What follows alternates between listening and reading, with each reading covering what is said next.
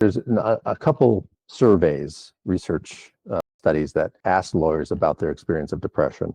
And so repeatedly we get findings that lawyers report rates of depression that are like 3 times what the general population is. So obviously there's something about the profession that is sort of contributing to that experience.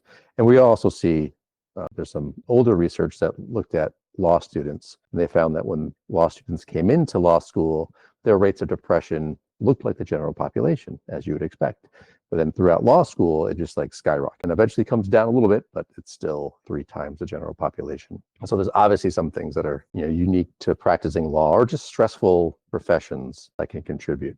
I think one of the things that often contributes is this inconsistency of messaging.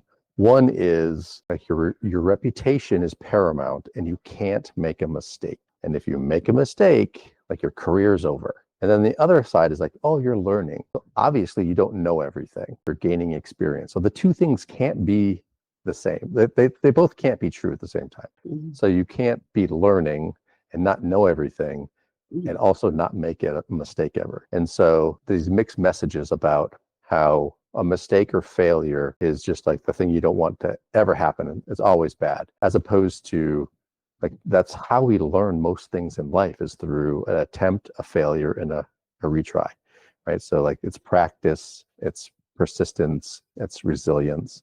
That's how we develop. But all of a sudden they get the message like, oh yeah, you got to stop that and you got to be right all the time and like not make any mistakes and like protect your reputation at all costs. And so I think that inconsistency plays a big part in people's sense of themselves, their self-esteem, how they manage that stress, because they're constantly aware that they are making mistakes because they're humans and they're learning. And it doesn't matter how many years of practice you have, like that's still the case. But then on the other hand, it's like, oh, I can't make a mistake. It's almost like saying you can't be human while you're being human. That, among other things, contributes a lot. See, that answer kind of, in my mind, triggers a lot of parallels between the work that Ms. Mwangi does on the other side when you talk about faith-based work and the idea of can't making a mistake and being perfect in no sense of your internalized feelings about what you're doing in yourself.